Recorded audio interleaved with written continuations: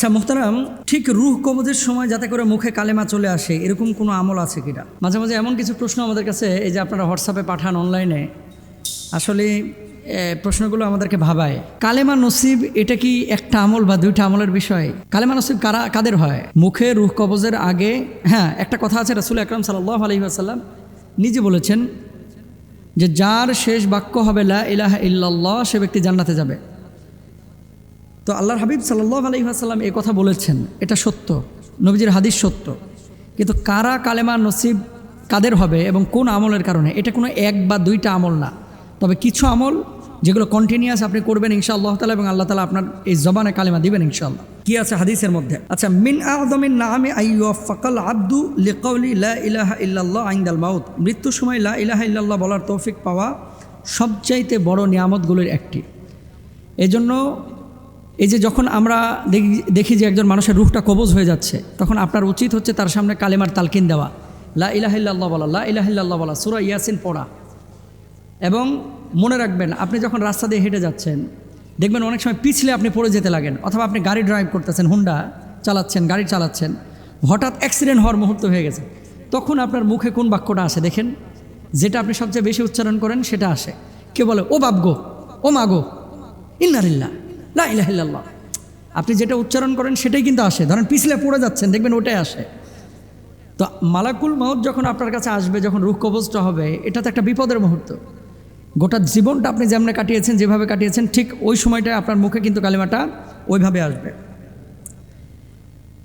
2 নম্বর আমল মেসওয়াক করা। আসিওয়াকু মাতহারুল লিল ফামি মারদাতুল লিল রব।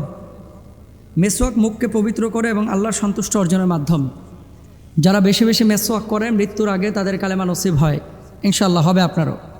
মেসওয়াক করেন 5 ওয়াক্ত নামাজের আগে, ওযুর আগে আপনি মেসওয়াক করেন, এটা সুন্নাহ। আল্লাহর হাবিব সাল্লাল্লাহু আলাইহি ওয়াসাল্লাম যখন ইন্তেকাল করছেন, আয়েশা রাদিয়াল্লাহু তাআলা আনহার ভাই আবু বকর রাদিয়াল্লাহু তাআলা আব্দুর রহমান রাদিয়াল্লাহু তাআলা আনহু, তিনি একটা মেসওয়াকের খণ্ড নিয়ে গেটের সামনে দাঁড়ানো। নবীজি ইশারা করলেন এবং আব্দুর রহমানের হাত থেকে মেসওয়াকের একটা খণ্ড নিয়ে এসে আল্লাহর হাবিব সাল্লাল্লাহু আলাইহি ওয়াসাল্লাম যখন রূহ কবজ হবে, দুনিয়া থেকে বিদায় নেবেন, তার আগ মুহূর্তে দাঁত দিয়ে চিবিয়ে দিলেন। আম্মাজান আয়েশা সিদ্দিকা রাদিয়াল্লাহু তাআলা আনহা নিজে মুখ দিয়ে চিবিয়ে দিলেন, দাঁত দিয়ে চিবিয়ে দিলেন। এরপর নবীজির হাতে দিলেন, নবীজির রূহ কবজের আগে মেসওয়াক করলেন। সুবহানাল্লাহ। তো আল্লাহর হাবিব সাল্লাল্লাহু আলাইহি ওয়াসাল্লাম নিজে মেসওয়াক করেছেন, আপনি মেসওয়াক করেন, আশা করা যায় ইনশাআল্লাহ কালেমা নসিব হবে।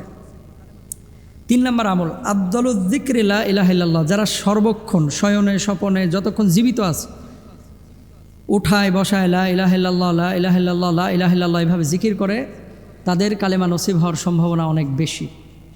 এখন আপনি বলেন যে দিনে কতবার আপনি কালেমা পড়তেছেন? আপনি বলবেন যে হুজুর, মুসলমান যখন হয়েছিলাম মক্তবে হুজুরের কাছে একবার কালেমা পড়ছিলাম, আর জিন্দেগিতে পড়ি নাই। এরকম আল্লাহর ওলিও আছে, মাহফিলে গেলে হুজুরের সাথে কালেমা পড়ে আর পড়ে না, আর মক্তবে পড়ছে। আপনার কিভাবে কালেমা নসিব হবে বলেন না ভাই?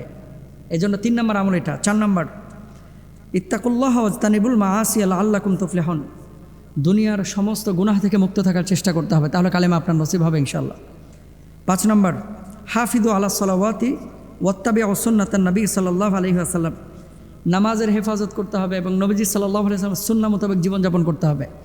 যারা এইভাবে জীবনযাপন করে এদের কালেমা নসিব হবে ইনশাআল্লাহ। এরপরে লাক্কিনু মাউতাকুম লা ইলাহা ইল্লাল্লাহ। মৃত্যু পথযাত্রী যাদের রূহ কবজ হচ্ছে, এরকম মানুষের পাশে বসলে আপনি অবশ্যই কালেমার তালকিন করেন। আল্লাহুম্মা সাব্বিত কলবি আলা দীনিক। এই দোয়াটা আপনারা বেশি বেশি পড়বেন যে আল্লাহ দিনের উপর আপনি আমাকে অবিচল রাখেন, অবিচল থাকার তৌফিক দান করেন। ইনশাআল্লাহ রূহ কবজের আগে আপনার কালেমা নসিব হবে ইনশাআল্লাহ। আল্লাহ আমাদের সবাইকে কালেমা পড়ে মওত দান করুক, আমিন।